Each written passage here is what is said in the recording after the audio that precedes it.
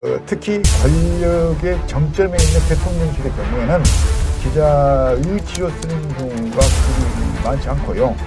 사장이나 편집국장이나 생각이 바뀌지 않고는 우리 언론 법이 변하지 않습니다. 그 한마디로 기자가 없었던 겁니다. 그 자리에서. 기자가 아닌 사람들이 기자회견 자리에 앉아 있었기 때문에 질문이 안 나온 겁니다.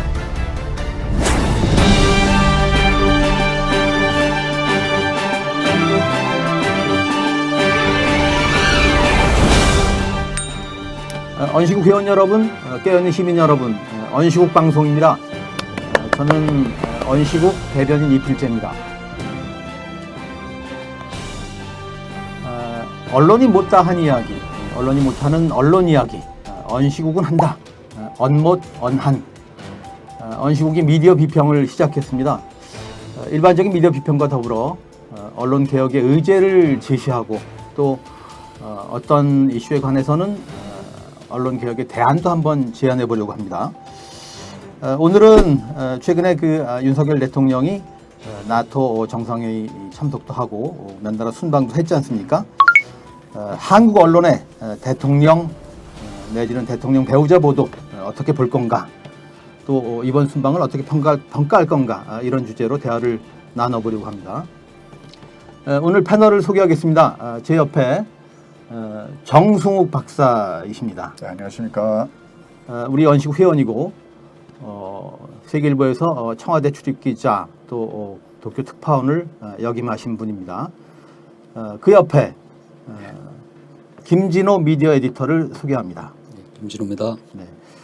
경향신문에서 워싱턴 특파원을 지내셨고 국제부장, 국제 전문 기자를 지내신 국제통입니다. 오늘 패널은 당대 최고의 패널들로 자부합니다. 이 방송을 한다고 하자 우리 회원인 오태규 좋은기사 연구모임 대표가 우리는 영부인이라는 말을 안 쓰면 좋겠다, 그냥 대통령 부인이면 족하다, 그런 제안을 해서 언시국 방송은 김건희 씨를 영부인이 아니라 대통령 부인으로 호칭하기로 했습니다. 이에 대해서 우리 회원인 현희섭 선배께서 만시 지탄이나마 적절한 결정이라는 그런 의견을 주셨습니다. 자, 우선 이렇게 한번 여쭤보겠습니다. 대통령 내외 이번 나토에 참석, 또 우크라이나 방문, 나아가서 나토 우크라이나 행보를 다룬 국내 언론 보도, 한 줄로 총평을 하신다면 뭐라고 평가를 하시겠습니까? 김진호 에디터분 먼저 말씀해 주시죠. 일종의 세일즈 외교 아니었을까요? 대통령께서 스스로 대한민국 1호 영업사원을 자처하시지 않습니까? 왜냐하면 나토 정상회의에 우리가 정식 나토 회원국이 아니잖아요. 그러니까 거기 이제 파트너 자격으로 들어가서 나토와 관계를 어떻게 한다는, 협력을 강화한다는 내용의 합의를 했고, 폴란드에서는 한 폴란드 양자 정상회담 뒤에 어떻게 폴란드와 한국 간의 경협을 증진할 것인가, 또 우크라이나 재건 특수에 어떻게 발빠르게 대처할 것인가, 이런 주로 세일즈 외교가 중심이었습니다. 그리고 우크라이나에 가서는 지지와 연대, 전쟁을 하고 있는 우크라이나에 대한 지지와 연대를 하고 표명하고, 그다음에 우리가 도와줄 수 있는 거를 더 늘리겠다. 이번엔 특히 지뢰 탐지기를 비롯한 군수 물자 지원을 늘리겠다고 이렇게 약속하셨죠. 이렇게 보면 커다란 어떤 이슈가 있었다기보다는 나토 정상회의에 맞춰진 국제 일정에 맞춰서 우리의 양자적, 폴란드와 우크라이나에 관한 양자적 관계를 강화하는 이런 식의 일정이었기 때문에 아주 중요한 어떤 일정이라기보다는 다분히 세레모니 같은 행사적인 측면이 많았던 순방이라고 판단을 합니다. 네, 자세한 얘기는 나중에 더 들어보기로 하고, 정 박사는 어떻게 보셨습니까? 우리 김진호 에디터하고도 저도 이제 기본적으로 같은 생각입니다만은 필요 이상의 액션, 필요 이상의 멘트를 대통령이 너무 좀 남발했어요. 그래서 좋은 의도로 우리가 우크라이나, 폴란드를 방문했음에도 불구하고 상당히 좀 빛이 발해버린 느낌이 좀 들었고요. 여기서 좀 발전한다면 내년 총선을 위한 포스 깔기의 목적이 크지 않냐도 하고요. 그래서 특히 우리 국민들이 그래도 선진국의 반열에 들어섰다는 어떤 자긍심이나 그런 측면들이 참 있지만 너무 대통령이 오버액션을 했다는 측면에서 조금 저는 좀 45점밖에 저는 주급지 않습니다. 점수를. 네. 마침 점수로 말씀하시니까 김 에디터는 그럼 몇 점이나 주겠습니까? 글쎄요, 저는 점수 초등학교 이후로는 점수는 잘 익숙하지 않아서 학점으로 말하자면은 한 D학점 정도를 주겠습니다. D학점. 저도 동의합니다. F학점을 드리면 다시 가셔야 되니까 다시 재수강해야 가시려면 되니까. 그게 또 우리 국고 낭비가 심하지 않겠습니까? 그러니까 그렇죠. 다시 수강을 할 필요가 없는 D학점. 근데 이런 측면 어떻게 보십니까? 그러니까 세일즈 외교로 가셨는데 경제적인 측면에서는 뭐 성과가 그런 대로 하여튼 뭐 있었다 이렇게 볼 수도 있는 그런 코멘트 같은데 그러나 그런 성과를 거두기 위해서 우리가 치른 비용도 만만치 않을 것 같아요. 가령 뭐 러시아 관계랄지 이런 문제도 우리가 그 전공에 걸려 있다고 보는데 어떤 비용을 치렀다고 보십니까? 일단 그 질문의 전제가 좀 저는 문제가 있다고 보는데 세일즈 외교의 성과는 그 거래가 성립돼서 우리 기업이나 우리 국가가 이익을 봤을 때 성과가 있는 것이지 뭐 다니면서 MOU라고 그러지 않습니까? 양해각서 MOU를 맺었다고 성과가 있는 건 아니죠. 그것이 MOU는 아무런 법적 구속력이 없지 않습니까? 그러니까 성과가 될 수도 있는 어떤 그 외교를 하셨다, 영업을 하셨다, 영업사원이니까 그렇게 볼 수 있는 것 같습니다. 그러면 그 대가가 있지 않습니까? 그 기회비용이라는 게 있지 않습니까? 그러면은 기회비용은 무엇일까? 우리가 잃을 것은 무엇인가? 얻을 것은 분명치가 않고 잃을 것은 분명한 것 같습니다. 일단 그거는 우리는 미국이나 북대서양 조약기구 즉 나토 회원국들하고 달리 러시아와 지금 그 간접 전쟁을 치르고 있는 게 아니지 않습니까? 우리는 러시아와 아직 관계 단절을 하고 있지도 않고 물론 그 국제 서방의 대러시아 제재에 동참을 하고 있지만 러시아와 같이 그 구현해 나갈 공동의 미래가 많이 있죠. 대표적인 게 이제 한반도 문제에 있어서 러시아는 미국, 중국과 함께 가장 중요한 세계 나라 아닙니까? 그래서 러시아의 협력이 절실한 부분이 있을 것이고 또 하나는 그 한국 경제적으로 봐도 우리가 지금 한동안 지금은 이제 별 말이 없어졌지만 궁극적으로는 러시아를 통해서 유라시아 대륙으로 갈 수 있는 어떤 우리가 통로를 확보하고 그런 과정에서 러시아와 끊임없이 그 교류를 늘리고 협력을 늘리는 것이 서로에게 도움이 되는 어떤 이런 부분이 있지 않습니까? 그러한 공동의 미래를 많이 갉아먹었다고 볼 수도 있는 거죠. 네. 정성욱 박사 네. 정치부장도 하셨고 또 청와대 출입기자도 하셨는데 예. 아까 총선 얘기 얼핏 하셨습니다마는 예. 총선 전에 뭐 외교 쪽에서 뭔가 성과를 내겠다는 그런 강박증 같은 게 느껴집니다. 그렇죠. 어떻게 보십니까? 그 아까 우리 김정희 에디터의 말씀을 뒤에서 한다면은 우리하고 러시아의 관계는 상당히 과거부터 좋았지 않습니까?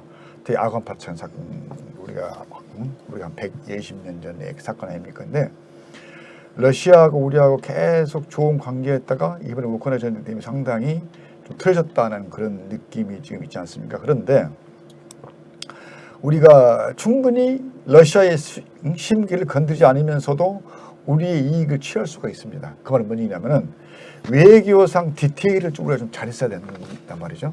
대통령이 쓸데없는 멘트를 안 하시면 좋고요 말이죠. 그리고 우리가 필요 이상의 액션을 취하지 않으면서 얼마든지 우리 이익을 우리가 취할 수가 있는 겁니다.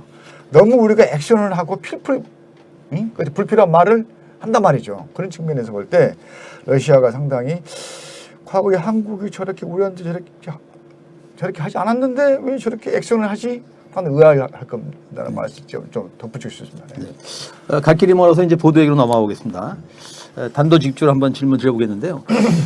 이번 순방 취재에 동행한 대통령실 출입기자들 또 대통령 전용기에 동승을 했던 우리 기자들이 정작 대통령과 배우자에게 뭘 물었어야 한다고 생각하십니까? 우리 언론의 이번 순방 보도 어떻게 평가하십니까? 김진호 대통령. 저는 예전에 뭐 청와대 출입의 경험은 없습니다. 다만 외교부 출입하면서 외국 정상들과 우리나라 정상의 또는 장관들 간의 회담, 그리고 워싱턴 특파원으로 4년 동안 있으면서 한국 대통령 왔을 때 한미 정상회담, 또 필요할 경우에 다른 나라 정상회담도 볼 수가 있습니다. 그런 봤던 경험들만 있죠. 기본적으로 대통령과 그 대통령 부인이 움직인다면은 거기 걸린 현안 이슈가 있을 것이고 그때 일정에 따라서 돌발되는 상황이 있을 거 아닙니까? 거기서 익히 예상된 그 유주얼 서스펙트라고 하죠. 그런 것에 벗어난 행동과 말이 있다면은 그 말의 의미를 찾고 그 말과 행동의 결과로 그것이 우리 국익에 도움이 될 것인가 아닌가를 근수를 재보고 그거를 또 평가하는 게 저널리스트의 책무가 아닌가 이런 생각을 합니다. 정 박사는 청와대 출입도 하셨는데 단도직입적으로 내가 이번에 동행했다면 전용기에 탑승했다면 이런 질문을 하겠다. 뭘 물어보시겠습니까? 제 경우에 있을 때 아침마다 이제 청와대 일정하고 그다음에 여러 가지 대통령 일정에 대해서 필요한 만한 또 멘트, 나름의 멘트를 미리 보고 하거든요. 그래서 이제 아침마다 이제 데스크가 이제 지시를 합니다. 야, 대통령 오늘 뭐 할 텐데 저 기사에 대해서 약간 비판적 기사를 써. 매일 요구하는 데스크가 있습니다. 근데 그 데스크, 근데 쓸 게 없을 경우라도 억지로 쓰라는 겁니다.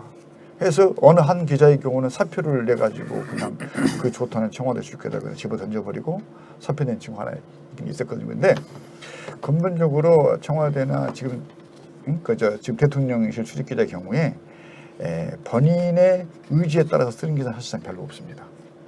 데스크나 사주나 편집국장이나 해서 오늘은 이렇게 써 저렇게 써.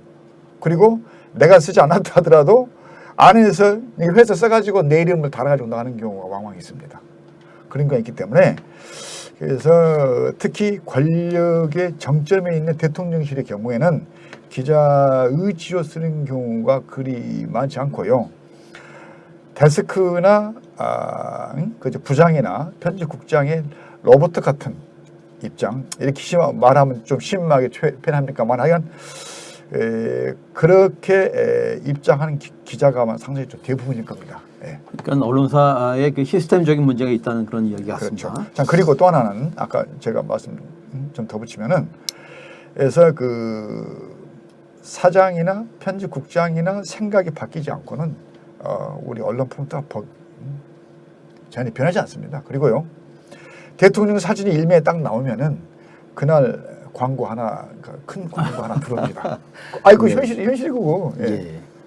사진 얘기를 하시니까 그럼 그렇죠. 이렇게 한번 여쭤보겠습니다. 우리 회원이기도 한 강형원 전 AP통신 기자 퓰리처상을 이제 2차례 받으신 분이죠. 이런 얘기를 했었습니다. 미국 기자들은 기자가 취재할 수 있는 행사 기사에 백악관 홍보물을 쓰지 않는다. 대통령실이 배포한 연출 사진은 뉴스라고 할 수 없다는 거죠. 그런데 우리 언론은 좀 상대적으로 대통령실 사진사가 찍은 연출 사진을 사용하는데 별로 거부감이 없어 보입니다. 이런 측면에서 최근에 이제 시민 언론 민들레가 칼럼도 하나 실었었습니다만은 마치 땡전 뉴스를 연상시키는 땡이 뉴스다. 그렇게 이제 썼던데 김진호 에디터 어떻게 보십니까? 강영원 전 AP통신 기자의 말에 부분적으로 동의를 합니다. 하지만 저는 저널리스트는 그 사진이 됐건 기사가 됐건 간에 자기가 확보할 수 있는 확보 가능한 모든 거를 다 놓고 선택해서 쓸 권리가 있다고 생각을 합니다. 그러니까 대통령실에서 나온 자료를 하더라도 그것이 도움이 되면 써야겠죠. 근데 차이가 있는 것이 기존에 이제 청와대 출입기자단의 움직임과 사진을 봐도 지금은 큰 차이가 뭐냐면은 기존에는 청와대 출입하는 사진 기자들이 풀단이라 그러죠. 공동 취재팀을 만들어서 거기 찍은 사진을 전부 다 공유하는 이런 시스템으로 운영을 많이 했는데 현 정부 들어와서는 사진 기자들이 찍은 게 아니라 청와대 전속된 사진 작가가 찍은 사진이 많이 나오고 있어요. 그래서 사진이 더 멋있어졌는데 뉴스로서의 가치는 좀 더 의심을 많이 해봐야 되는 이런 상황이 된 것 같습니다.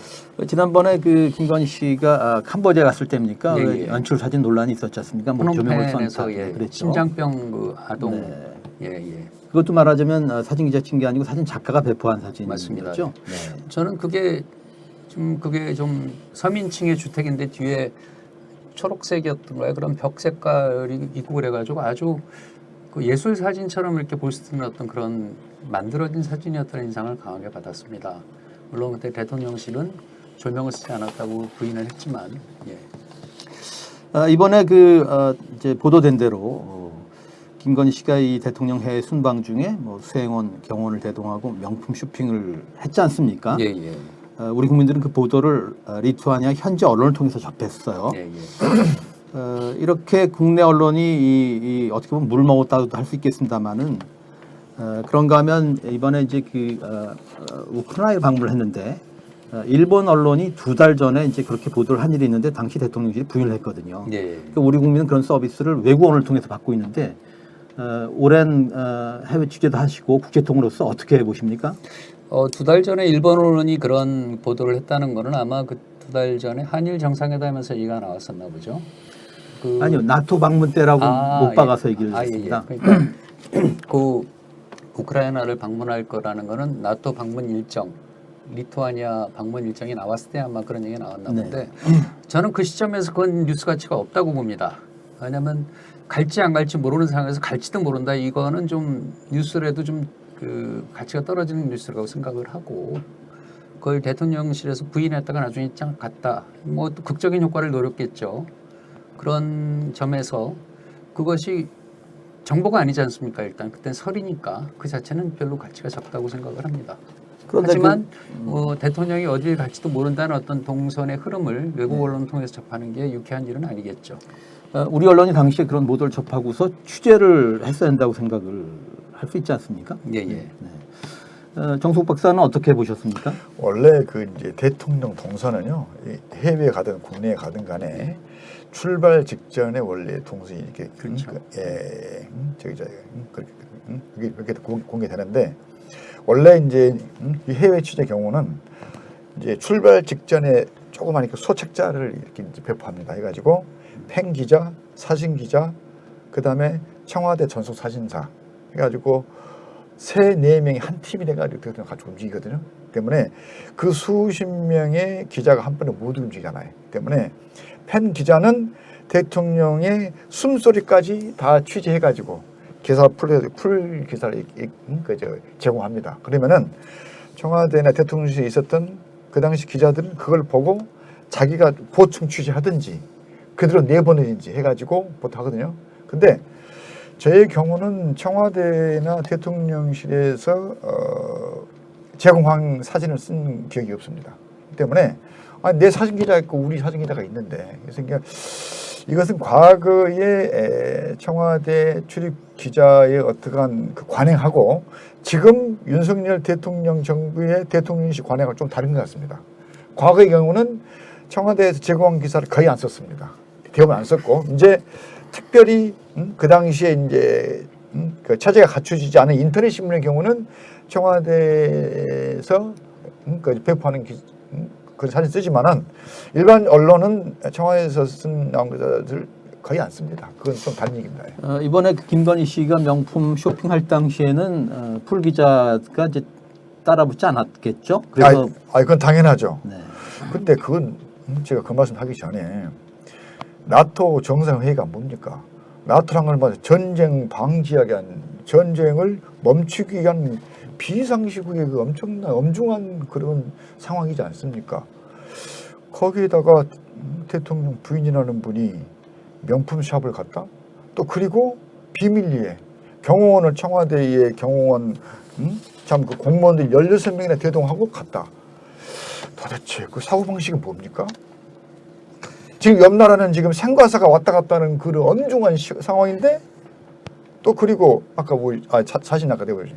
근데 그 사진 보면은 정상회담이 끝나고 나서 대통령 부인은 안 보이고 대통령 혼자만 사진 찍는 사진 또 나오지 않습니까? 그래서 한번 내보시죠. 예. 네. 그거 보면 참 얼마나 재미있는 상황이 있는지. 이것이 그 지난 7월 15일 그 대통령이 우크라이나 키이우를 방문해서 그 마린스키 궁이죠. 대통령 궁에서 정상회담을 갖고 그 다음에 언론 기자회견을 같이 하는 자리입니다. 이 자리에서 보시면은 젤렌스키 대통령은 부인 젤렌스카와 같이 이렇게 나와 있고 또 우리 윤석열 대통령은 혼자 계시지 않습니까? 이게 AFP 통신 사진인데요. 이 통신이 노출될 수도 있을 것 같아서 AP 통신, UPI 통신이 찍은 사진도 찾아봤는데 우리 대통령만 혼자 계시더라고요. 이 사진은 대통령실이 배포한 사진이 아닙니다. 그러니까 아까 제가 말씀드렸듯이 배포한 것도 보고 또 배포하지 않은 것도 찾아보고 그 안에서 선택하는 것이 정도라고 생각을 하고요. 사진 얘기가 나온 김에 사진을 하나 더 보여드리면은 이것이 7월 12일 날 리투아니아 빌뉴스에서 대통령 부인 김건희 씨가 이제 명품 쇼핑을 하는 장면이죠. 리투아니아 현지 언론인 5미닛이 보도한 사진입니다. 근데 이것이 12일 날 오전에 공식 행사가 있었습니다. 그건 뭐냐면은 대통령 부인 우크라이나 대통령 부인 젤렌스카가 각국의 정상 부인들을 초청해서 한 행사가 있었는데 그 행사에서 김건희 씨는 일본 그 기시다 총리의 부인 유코 여사를 만나서 이렇게 에코백을 선물합니다. 에코백에 뭐라고 써 있냐면은 바이 플라스틱 백, 비닐백을 더 이상 비닐봉지 쓰지 맙시다 이런 게 담겨 있어요. 이분이 아마 출국할 때도 이 가방을 들고 나갔고 입국할 때도 가방을 들고 왔죠. 네, 사진을 본 것 같습니다. 예, 이 사진은 대통령실이 배포한 사진입니다. 그럼 대통령실이 배포했다고 안 쓰겠습니까? 선택을 했을 수가 있습니다. 이 사진을 왜 주목해 보셔야 되냐면은 이게 같은 날 일어날 일입니다. 그러니까 동선이 이렇게 이어진다는 말씀이죠? 예, 맞습니다. 이게 네티즌이 그 저걸 해서 빌리스 이 그 명품 샵에 주소를 주셔가지고 작성한 지도인데 행사장에서 그 바로 행사장에서 이렇게 일본 총리 부인한테 에코백을 주면서 환경을 생각하는 이런 제스처를 보인 다음에 바로 행사 끝나고 명품 샵을 가서 이런 그 경호원들의 경호를 받으며 명품백을 샀습니다. 아마 모르긴 몰라도 몇백만 원 하지 않겠습니까? 가격이. 이런 것이 같은 날 벌어진 일이거든요. 그러니까 이중성을 보여주는 사례네요. 그렇죠. 네. 그 이중성을 보여주는 건지 아닌 거는 독자들이 판단하시겠죠. 그렇죠. 제가 규정하지는 않겠습니다. 그렇지만 이 판단의 근거 이러한 거를 보여줄 필요는 있지 않을까 싶습니다. 이렇게. 이것이 우리 판단의 근거는 줘야 되지 않는가 이런. 아까 보여주신 사진에서 왜 대통령 부인이 그 대통령과 같이 있지 않은 걸까요? 그래서 이거는 뭐 제가 상상에 맡게 하죠. 뭐. 대통령실 출입 기자들이 요즘 그 새 정부 지난 정부에서도 청와대 홈페이지에서 배포하는 자료나 청와대 출입 기자한테 배포하는 자료가 다 만족할 만한 수준은 아니었던 것 같습니다. 그러나 지금 들어와서는 더 공개하는 자료가 적은데 대통령실 홈페이지에는 보도 자료가 있고 또 김은혜 홍보수석이나 이도훈 대변인이 서면 브리핑이 있습니다.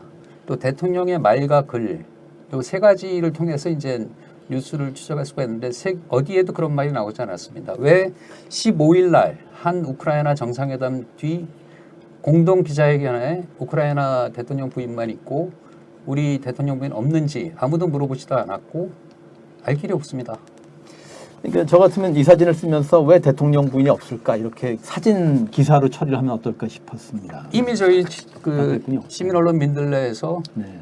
사진을 소개하면서 네.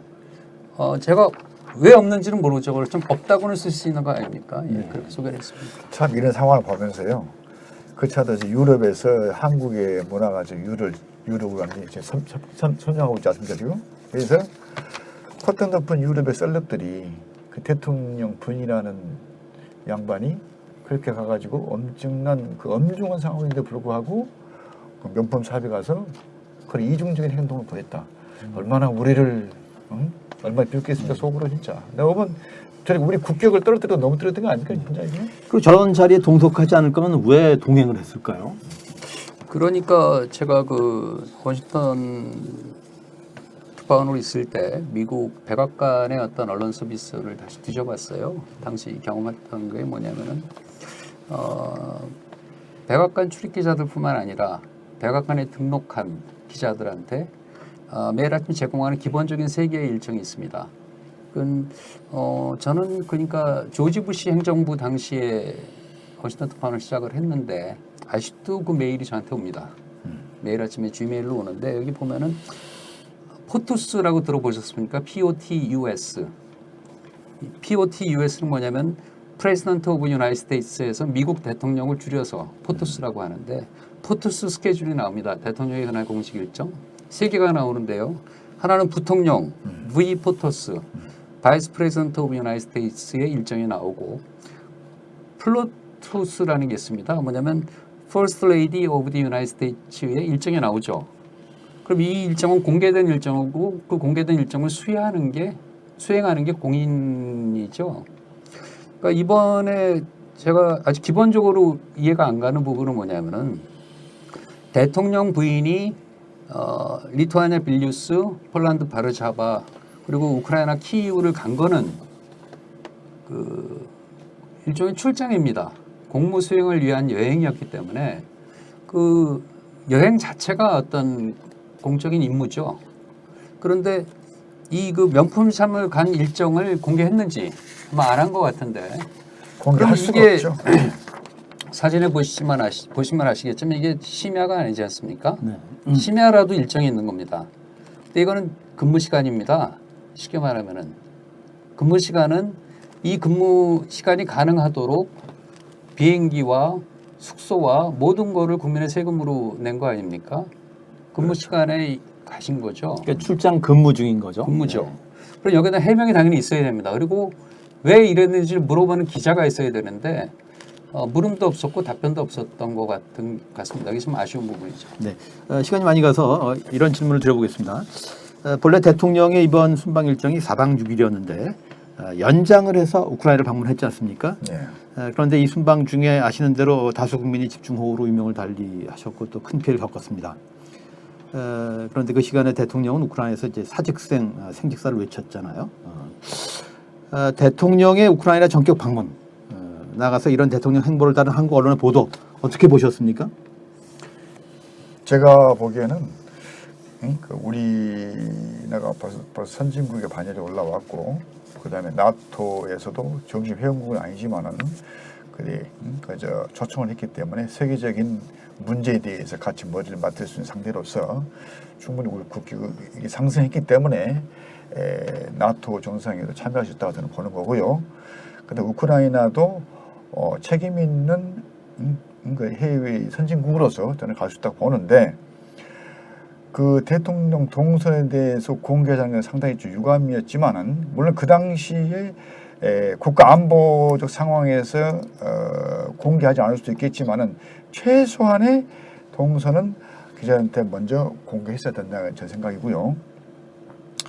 그럼에도 불구하고 상당히 좋아하는 국민도 상당히 좀 적지 않았습니다. 그런데 그러한 참 선진국의 일원으로서 한 어떤 큰 행사였음에도 불구하고 대통령 부인의 어떠한 일탈 행위 때문에 얼마나 그 빛이 발했습니까?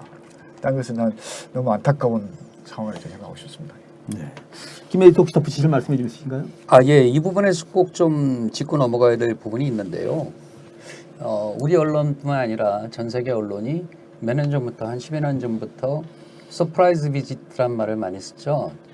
우리 말로는 깜짝 방문이라고 하는데 사실은 그 말이 언제부터 나왔냐면은 아까 정승욱 그 국장이 말씀하신 것처럼 대통령의 동선은 비밀이지만 서프라이즈 비지트란 말이 가만히 생각해 보십시오. 10여 년 전에 갑자기 나온 이유는 뭐냐면은 미국이 테러와의 전쟁을 하고 있을 때 그러니까 아프가니스탄과 이라크에서 2개의 전쟁을 수행하지 않았습니까?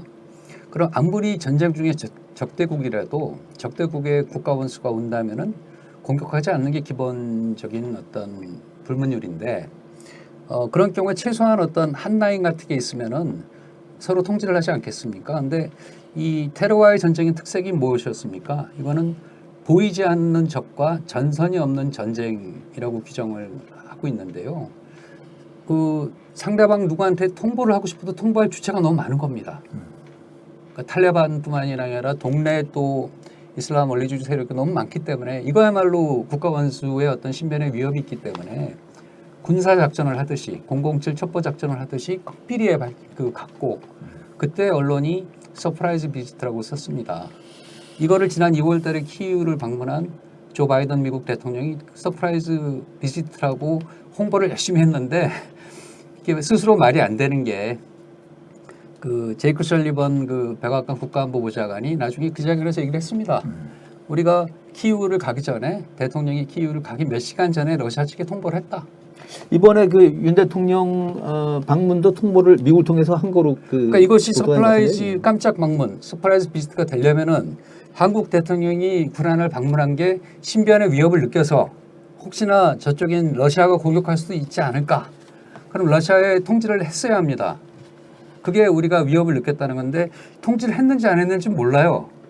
그러나 모든 그 청와대실에서 홍보를 한 거는 물론 당연한 사실입니다. 대통령이 움직이는데 극비인데 아주 007 작전처럼 극비리에 아마 새벽 2시 반에 그 바르샤바에서 비행기가 뜬 걸로 알고 있는데 그 직전에 알려주면서 가족들에게까지 일정을 공개하지 마라. 단순히 출장이 2박 3일 길어졌다고 얘기를 해달라고 얘기를 했다는데 그렇게까지 호들갑을 떨 필요가 있는가. 이거는 좀 드라마틱한 요소를 강조하기엔 어떤 홍보가 아니었나. 개인적으로는 저는 깜짝 방문을 그 구상했지만은 국내 피해가 심해서 그거 귀국했다 이랬어야 되는 거 아닙니까? 그 원래 그 폴란드 수도 바르샤바에서 우크라이나 키우까지 총 시간 따져보니까 17시간이더라고요. 17시간 동안 대통령의 동선이 한국 언론에만 사실 알리지 않았거든요. 사실 그 당시에 유럽에 아직 그 공개되거나 알려지지 않은 상황이지만 유럽의 언론들은 대부분 알았다고 그래요. 그렇지만 한국 언론에는 이제 뒤늦게 알려졌고 이제 그러한 대통령의 그야말로 프라이빗 서밋 그러한 그 대통령의 일정이 외국 언론을 통해서 먼저 알린다는 게 상당히 좀 그렇습니다. 좀 기대죠. 그 부분에 대해서는 두 가지를 제가 간단히 말씀드리겠습니다. 일단 지난 그 5월 달이죠. 그 히로시마 그 주요 7개국 즉 G7 정상회의에 참석했던 조르자 멜로니 이탈리아 총리가 여자 총리죠. 이탈리아에서 폭우로 그 14분이 14분이 사망을 하고 10,000명 이상의 이재민이 발생을 하니까 정상회의 도중에 이탈리아로 돌아가셨습니다.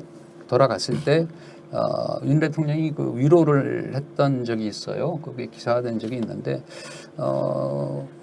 윤 대통령이 해외 순방을 2박 3일 연장한 지난 15일 한국 시간 오후 6시에 중앙재난안전대책본부 중대본이라고 하죠. 중대본에서 발표한 피해 사례가 이미 사망자가 22명이었습니다. 이것뿐만이 아닙니다. 대통령이 7월 10일 날 이륙을 했습니다. 이륙하기 전에 대변인 그 서명 브리핑으로 폭우에 만전의 대비를 다해라. 대통령 화법이 특색이 있지 않습니까? 필요 이상으로 과도하게 대처를 하라. 이게 대통령의 지시였고 이 지시를 남기고 리투아니아 빌뉴스를 날아가셨는데 그날 저녁에 거기 그 청와대 서면 브리핑에 대통령실 서면 브리핑에 따르면 이렇습니다. 그날 저녁에 시차 적응과 컨디션 조절차 산책을 하셨는데 산책을 하다가 나토 정상회의에 참석한 미국 그 상원의원을 비롯한 대표단을 만났대요. 그 자리에서 아메리칸 파이인가요? 저번에 네. 지난 4월 워싱턴에서 불러서 화제가 됐던 대통령 불러서 그 떼창을 했다고 합니다. 이 표현이 대통령실 서면 브리핑의 표현입니다. 대통령이 떼창을 했다. 같이. 그게 말이 됩니까? 7월 10일 날 이미 그 재난이 예고된 상태에서 출장을 가면서 그나마 서면 브리핑을 하셨는데 그 서면 브리핑을 내놓고 24시간 내에 떼창을 하시고 그거를 계속 매일 그 피해 상황이 늘어났는데 대통령실에는 브리핑이 있고 그러니까 홍보수석 또는 대변인에는 서면 브리핑이 있고 그 다음에 보도 자료가 있고 대통령의 말과 글이 있습니다. 언제 처음 그 재난 관련해 언급을 하셨느냐 하면은 15일 날 처음 했습니다. 6일 만이죠. 그 시점이 이제 그 이전에도 이미 사망자들이 나왔는데 10일 날 출국 전에 한번 서면 브리핑을 내고 15일 날 처음 언급이 됩니다. 대통령실 사이트로 보면은 이거는 좀 너무 좀 이번 출장이 아주 중요한 국가적인 명운이 걸린 어떤 그 이슈가 있던 것이 아니었는데 왜 5일 동안 침묵을 하다 갑자기 15일 날 그 언급을 하셨는지도 의문이고. 일단 떼창 자체가 부적절했거니와 적절한 보좌도 받지 못했군요. 그걸 배포했다는 것은 대통령의 그 정서를 읽고 배포하지 않았을까요? 사실은 이 말하자면 보좌한 사람들이 그런 사진과 기사가 나가지 않도록 했어야 되는 거 아닌가? 근데 제가 이해가 안 가는 대목이 그겁니다. 뭐냐면은 죄송합니다. 이번 호우 피해가 적었다 치더라도 국내에 이 무한 호우라는 말이 이번에 나오지 않습니까? 집중 호우도 아니고 무한 호우로 인해서 피해가 예상되는 상황에 출국을 하셨기 때문에 그렇다면 좀 더 그 매일매일 그 한국 상황을 돌아보는 어떤 그게 있어야 되는데 전혀 보이지가 않습니다. 네. 근데 거기서 가서 제가 잠깐 좀 덧붙이면은요. 대통령 주변에서 대통령한테 대통령의 입맛에 맞지 않는 말을 할 수가 없는 분위기 때문에 아마 충분히 홍보수석이나 밑에 대변인실에서 지금 국내 이런 상황이 있으니까 좀 상황을 좀 좀 정리한 다음에 하신다든지. 근데 어때 그러한 견제 내지는 대통령실에서 어떤 할 수 있는 그런 분위기가 지금 안 돼 있답니다 지금. 그렇기 때문에 대통령이 한다고 하면 한답니다. 때문에 누구도 거기서 반대가 없는 분위기가 지금 있기 때문에 그래서 왜 대통령이 그런 게밖에 말을 못해 그런 발표밖에 왜 못해 이런 분위기가 지금 안 돼 있습니다. 그렇기 때문에 우리가 여기서 얘기한다는 것은 상당히 별로 불필요한 얘기 같고요. 그래서 대통령실 구조 자체가 그런 구조가 돼 있습니다. 그렇기 때문에 그런 분위기 그대로 언론에도 그렇게 또 투영되고 있지 않습니까 지금? 자, 이제 시간이 많이 가서 이제는 정말 짧게 답변을 하시면 좋겠습니다. 아까 대통령의 말 얘기도 잠깐 나왔었거든요. 그런데 대통령이 지금 취임한 지 1년 2개월이 됐습니다만 여전히 대통령의 말이 좀 거칠고 그 전에 프레지던시 대통령의 일이 무엇인지 잘 파악을 못하는 것 같습니다. 대통령직 대통령의 할 일 뭐라고 생각하시는지 이 맥락에서 좀 주실 말씀 있습니까? 우리 평진 잠깐 먼저 말씀하시고. 예. 대통령의 일 우리 한자로 공복이라 그러죠. 공복이 그 종놈이라는 뜻 아닙니까? 국민의 종, 서번트죠. 국민의 종이고 대통령께서 이번에 방문하신 우크라이나의 볼로디미르 젤렌스키 대통령은 원래 영화배우 아니었습니까? 영화배우인데 드라마에서 출연해가지고 일약 스타가 됐고 대통령까지 되셨죠. 그 TV 연속극의 제목이 국민의 종입니다. Servant of the People인데 국민의 종이죠. 국민을 대신해서 국민을 위하여 국민의 종으로서 일하는 것이 대통령의 프레지던시가 아닌가 싶습니다. 네. 아시는 대로 언론을 그 제4부라고 하지 않습니까? 입법, 사법, 행정위에서 4부라고 하는데 상권이 이렇게 분립해서 서로 견제를 하듯이 제4부라고 할 때는 1, 2, 3부를 좀 견제한다는 그런 취지인 것 같습니다만은 우리 언론이 이런 그 권력 감시 기능을 좀 소홀히 하는 것 같습니다.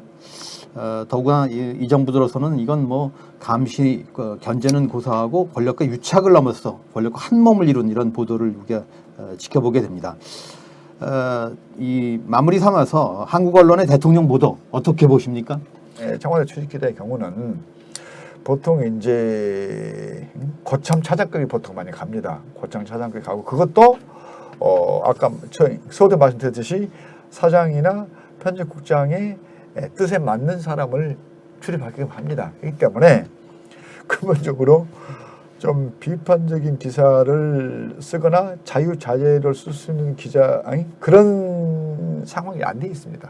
안 돼 있고 물론 제 말씀을 듣는 지금 현재 있는 기자들이나 좀 선배 말에 너무 하지 않냐 말이 그렇게 말할 수도 있을 겁니다만은 솔직히 말해 봅시다.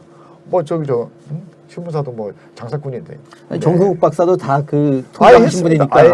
그러네. 그렇기 때문에 저는 그 청와대 출입을 해본 경험이 없기 때문에 이 사건과 관련해서 아무런 연관이 없습니다. 그러니까 그런 건 모르겠고 다만 우리가 뭐 취재원이 대통령이건 또 아니면 뭐 노숙자건 우리 언론이 접근하는 기본 원칙은 있지 않습니까? 던져야 될 질문도 있고 무엇이냐면은 뭐 그 OW1H 아닙니까? 누가 언제 어디서 무엇을 어떻게 왜 그 6개 질문 안에 포획할 수 없는 팩트는 없는 거죠. 그렇다면 대통령의 순방여식 그 6개 질문 안에서 뽑아내야 되는데 많은 경우 이제 대통령실에 제공하는 사진, 제공하는 팩트만 가지고 소개를 하는데 그치는 게 좀 아쉽고요. 저는 아까 그 얘기를 길어져서 얘기 못했는데 정권마다 뭐 대통령의 어떤 스타일은 있다고 합니다. 아니 스타일은 있지 않습니까? 그건 존중해 줘야 된다고 생각합니다. 그러니까 제가 아까 말씀드린 거가 이제 떼창 부분과 이제 호우 피해인데 그 구분할 필요가 있다고 봅니다. 저는 떼창을 할 수 있다고 봐요. 다만 그 청와대 대변인의 서면 브리핑으로 나온 떼창이라는 표현이 이렇게 공식적인 어떤 브리핑에 서면 브리핑에서도 이런 표현을 쓰는구나 그게 좀 거슬렸던 거고 할 수 있다고 봅니다. 안 그렇겠습니까? 산책하다 우연히 만났어요. 근데 이 대통령께서 4월 26일 날 워싱턴 정상회담에서 그 노래를 불러서 유명해졌으니까 여기 불렀을 거 저는 같이 부를 수 있죠. 그 자체가 문제라고 보지 않습니다.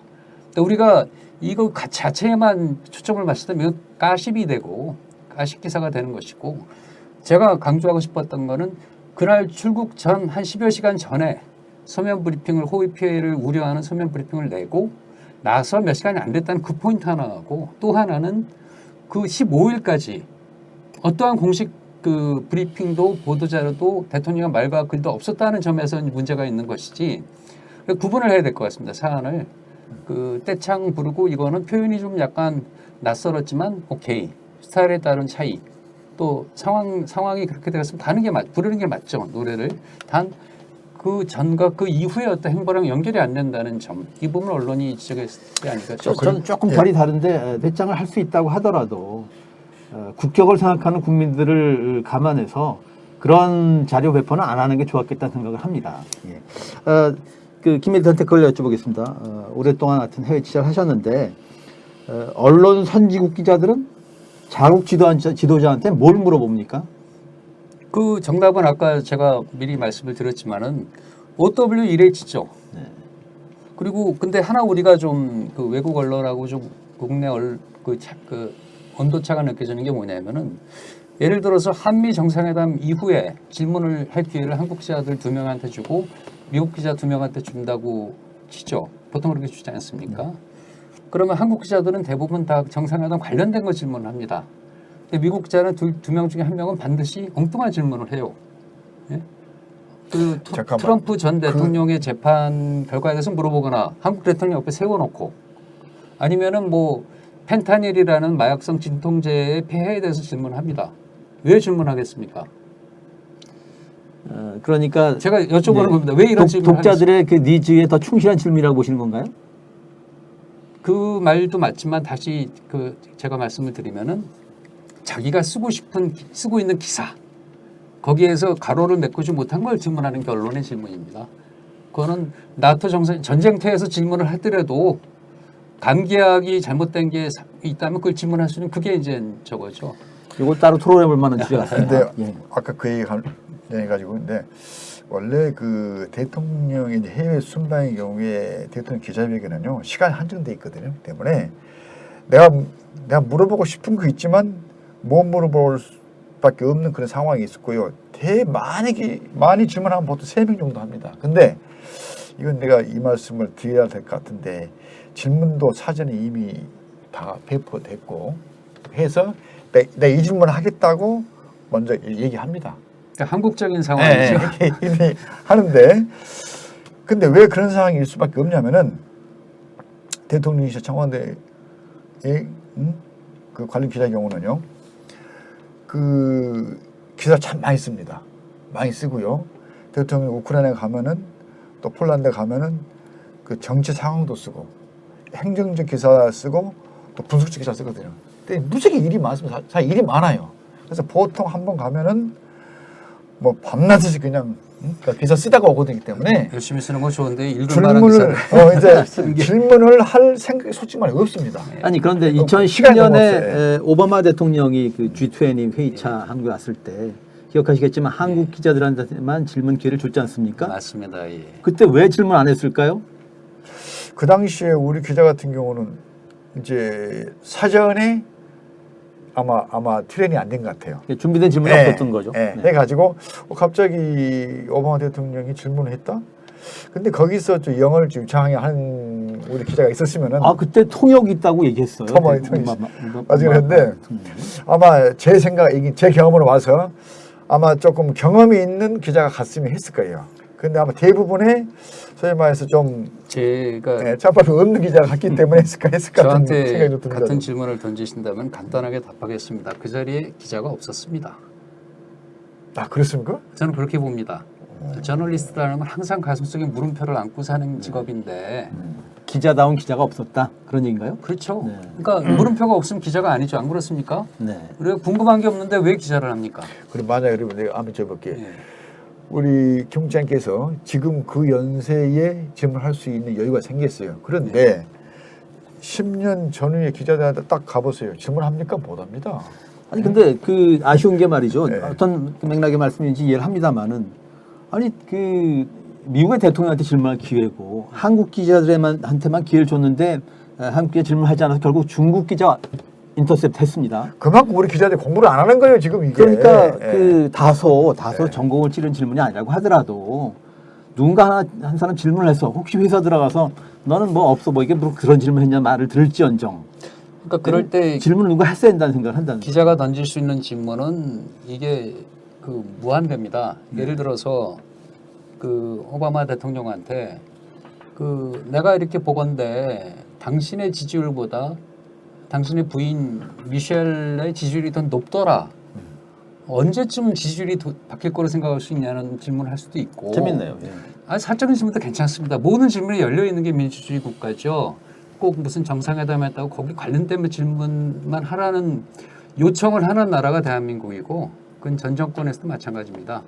그 안에서만 질문을 해야 된다는 그런 그 엄숙함 이게 좀 잘못된 것 같아요. 항상 물음표를 여러 개 안고 있다가 기회 있을 때마다 던지는 게 이제 그 기자고. 예, 근데 또 하나는요. 그게 제가 덧붙일 수 있는 뭐냐면 우리 기자들을 제가 변명하는 것이 아니라 기자들 제가 그러니까 후배들을 두둔하는 것이 아니라 우선 근본적으로 기자들 일이 많습니다. 대단히 일이 많아가지고요. 회사에서 주문하는 것도 많고요. 오늘 대통령 뭐 총리 어디 가니까 가서 좀 한마디 좀 써. 그럼 광고가 들어오니까. 그래서 그거에 연관을 그런 시키지만 것을 그런 것만 그러니까 회사 민원을 계시던 매체랑 해결을 매체가 하는- 다르지 않습니까? 그런데 그런 민원을 해결하는 그런 것도 바쁘고요. 그다음에 거기다가 소위 말해 언론인으로서 본분을 사명을 다해야 된다는 것도 해야 되는 것이고 그렇지만 일단은 우리 기자들 일이 많습니다. 일단 저기 예. 이필재 그 국장께서 질문하신 오바마의 그 질문에 질문하는 기자가 없었던 것은 이것은 이유가 어쨌든 간에 그 입이 10개라도 할 말이 없는 겁니다. 일단 저는 그렇게 봅니다. 그렇게 일단 넘어갑시다. 우리 언론계 입장에서 이건 입이 10개라도 할 말이 없는 거고 무조건 그렇습니다. 잘못한 거죠. 네, 그리고 그렇습니다. 왜 그런 게 나왔는지 그 우리나라 기자 문화 네. 청와대 출입기자 또는 대통령실 출입기자들의 문화에 어떤 문제를 의식을 가져야지 그렇습니다. 그 한마디로 하면 기자가 없었던 겁니다. 그 자리에서 기자가 아닌 사람들이 기자회견 자리에 앉아 있었기 때문에 질문이 안 나온 겁니다. 네. 요거 한 줄 뽑아야겠네. 기자가 없었다. 자, 또 또 이제 마지막 질문입니다. 예, 시간이 많이 예, 가서. 마침 이런 얘기가 나왔으니까 후배 기자들 김혜희 대경은 현재도 기사를 쓰고 계십니다만은 동료 내지는 후배 기자들에게 뭐 당부를 할까요? 뭐 권고를 할까요? 혹은 제안이랄까? 한마디 하신다면 무슨 말씀을 하시겠습니까? 네. 우선 제가 말씀드리겠습니다. 그 아까 제 중간중간 말씀드렸지만 우리 기자들이 일이 많습니다. 일이 많고 특히 회사에서 맡겨주는 여러 가지가 있기 때문에 내가 지금 뭘 쓰고 있지, 뭘 하고 있지 잠시 머리가 비는 경우도 있습니다. 있기 때문에 그렇게 하지만은 그래도 우리가 저널리스트라는 언론이라고 하는 어떠한 그 큰 목적, 그 다음에 대의를 위해서 보다 좀 생각할 수 있는 시간과 여유를 가지고 해라. 또 그리고 기자 생활을 멀리 장기적으로 보고 이렇게 해야지 당장 내가 그 좀 뭔가 좀 더 봐야 된다. 또 뭐 나의 명예를 느낀다. 그것보다 좀 장기적으로 자기 인생을 개척하면서 기자선 하는 것이 좀 좋다고 생각합니다. 네. 김혜지 한마디 덧붙이면 뭐라고 하시죠? 예, 저는 아까 말씀드렸던 연장선상에서 말씀드리면 저는 기자라는 직업, 신문 기자라는 직업을 택해서 그 35년째입니다. 올해가 레거시 미디어에서 34년을 있었고 지금 인터넷 신문에서 이제 또 글을 쓰고 있지만 처음 기자라는 직업을 인생의 업으로 선택을 할 때 문장부호 세 개를 떠올렸습니다. 일단 처음에는 저는 전공을 이제 문학을 했는데 느낌표는 뭔가 이 느낌을 주는 어떤 그런 거죠. 이거는 작가나 이런 사람들이 해야 될 직업이라고 생각을 합니다. 시인이나 소설가.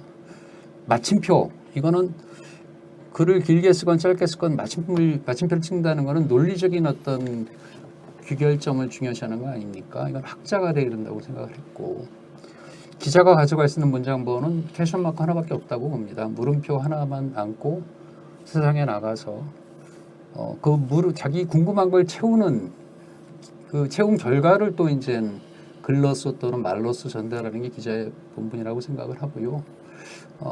대통령실 출입하는 그 현역 우리 후배 기자님들 분명히 어려움이 있을 겁니다. 그렇지만 어느 자리에 있건 바로 그거죠. 질문을 OW1회째 질문을 가슴에 품고 그걸 던지고 그 결과를 구성을 해서 보여주는 이 어떻게 보면 단순 작업입니다. 단순 작업을 그 원칙에서 벗어나지 않는 게 중요하지 않을까 이렇게 생각을 합니다. 네. 저는 그 당시 오바마 대통령한테 질문하지 않은 기자들의 자기가 질문하지 않아도 기사를 쓰는 지장이 없고 낭중지출할 거야. 괜히 말하자면 자기 딴에는 이제 그 질문이라고 했는데 나중에 비난을 받을 수도 있고 그러니까 좀 튀고 싶지 않아 하는 그런 우리 조직 문화도 샤이한 네, 너무 그런 면도 있죠. 생각이 듭니다. 평소부터 그런 훈련이 안 돼 있기 때문에 우리들이 그건 솔직히 우리가 인정해야죠 그것은. 네. 저 같은 경우에 그 공동 기자회견이건 아니면 뭐 국무부 브리핑이건 이런 자리에서 질문을 안 하는 이유는 하나 있습니다. 왜 그러냐면은 제가 뭘 궁금해하는지 남들과 공유하고 싶지 않아서 질문 안 합니다. 네. 제가 뭘 하는지 노출이 되니까. 말씀하셨습니다. 네. 자, 오늘은 대통령의 그 나토 및 유럽 순방 어떻게 볼 건가, 우리 언론의 순방부터 어떻게 볼 건가 이런 주제로 대화를 나눠봤습니다. 시청해주신 여러분 감사합니다. 오늘 출연해주신 두 분 패널 감사드립니다. 언시국 회비 말고 방송 제작 지원에 대한 회원 특별 회비는 아래 계좌로 보내주시기 바랍니다. 자, 고맙습니다. 수고하셨습니다. 네, 감사합니다.